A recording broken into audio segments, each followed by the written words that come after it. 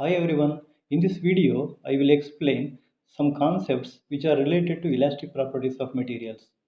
In physics, elasticity is the ability of material to resist external force and to return to its original shape and size when that force is removed. Generally, materials which belong to solid category will deform when adequate forces are applied to them. If the material is elastic, the object will return to its initial shape and size when these deformed forces are removed. The amount of elasticity of a material is determined by two types of material parameter. The first type of material parameter is called modulus, which measures the amount of force per unit area needed to achieve a given amount of deformation. The second type of parameter measures the elastic limit, which means the maximum stress that can be applied to an elastic body without causing permanent deformation. So, the elasticity means it is the property of a body by virtue of which it regains its original shape and size when the external forces are removed. For example, rubber and polymer shows good elastic properties. For rubber, for rubber and polymers, elasticity is caused by the stretching of polymer chains when forces are applied. Plasticity means it is the property of a body by virtue of which it do not regain its original shape and size when the external forces are removed.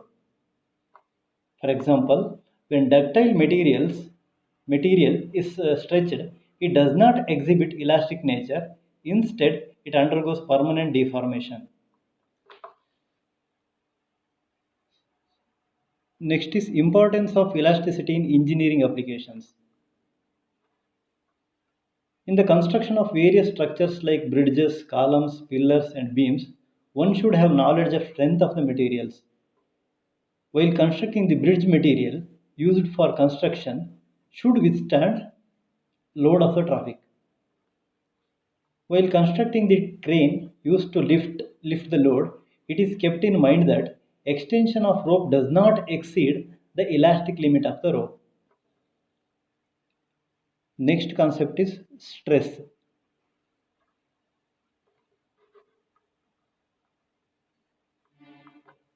Stress is defined as applied force per unit area, or it is the ratio of applied force to the unit area.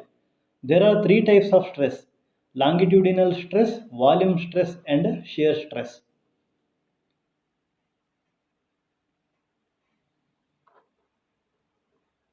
If the length of the wire changes, then applied stress is known as longitudinal stress. It is the stretching force acting per unit area of the solid along its length. So longitudinal stress equals to force per unit area. Next is volume stress or compressive stress.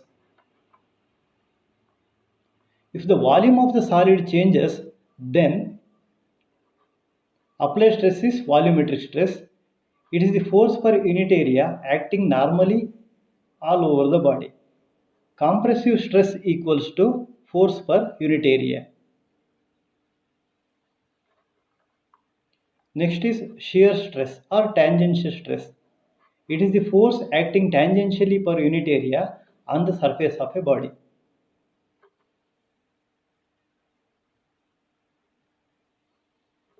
In the diagram, ABCD is a rigid cube whose bottom face is AB, which is fixed. Tangential force is applied on the top surface. The shape of cube is changed to AB, C dash, D dash. Here, tangential stress is given by tangential force per unit area.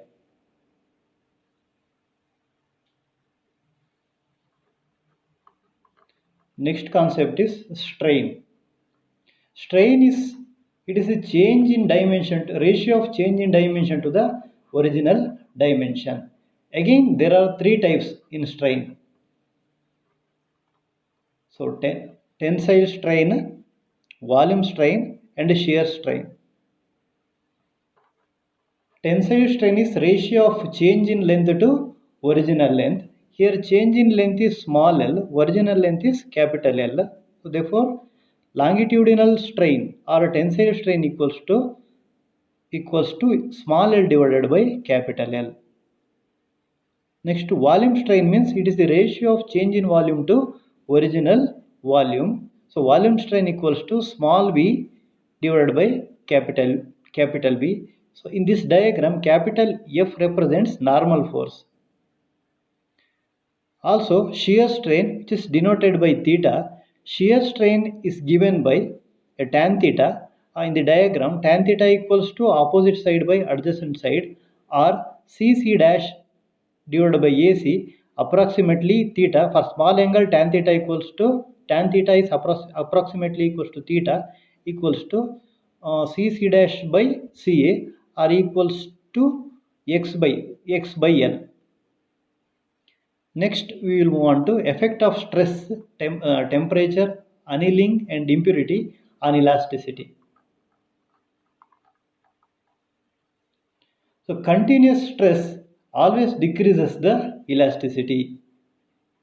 If you increase the temperature, elasticity of a material decreases. Annealing is a process to make a metal soft by heating and then cooling it slowly. It increases the elastic property of a material. Depending on the impurity added, elasticity increases or decreases. It depends on the type of impurity added. If impurity prevents movement of dislocation, it leads to increase in elasticity. On the other hand, if impurity helps in the movement of dislocation, it causes cracks in the metal and thus reduces the strength, and hence elasticity decreases. Next concept is Hooke's law and stress strain diagram. Hooke's law states that stress is directly proportional to strain within elastic limit.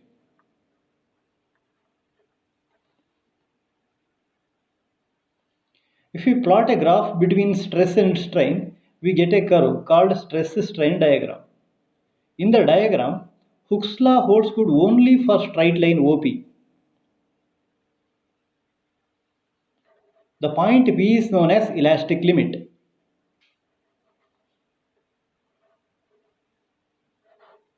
When elastic limit is crossed, the strain increases more rapidly than stress and corresponds to partly elastic and partly plastic region PQ.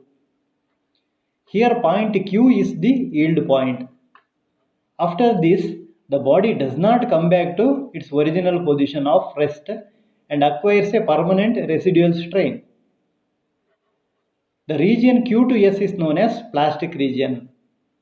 This plastic region subdivided into two regions named as strain hardening region and strain softening region. From Q to X, a kind of hardening called strain hardening. From X to S, the material weakens even under the reduced stress and the region is called strain softening. So, X is the point referred to as ultimate strength. At S, the deformation becomes large, binding force between the molecules breaks, and beyond S, the body is no more a single piece. S is called fracture point, and the stress for which the wire breaks is called breaking stress.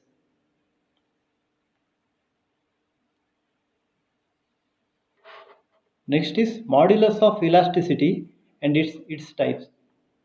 According to Hooke's law, stress is directly proportional to strain, or stress by strain equals to constant, which is denoted by small e, which is known as modulus of elasticity.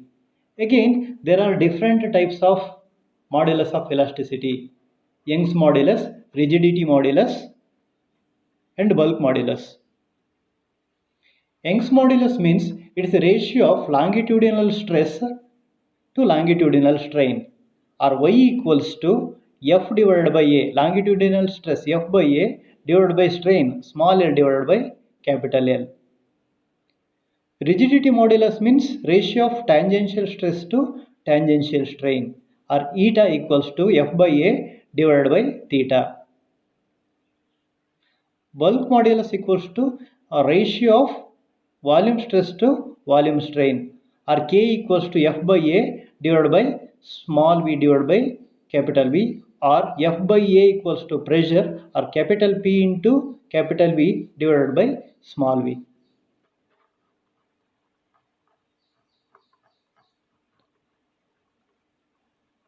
So thank you very much for watching my video. In the next video, I will discuss Poisson's ratio, longitudinal strain coefficient, lateral strain coefficient, and relation between lateral strain, linear strain, and shear strain. Thank you.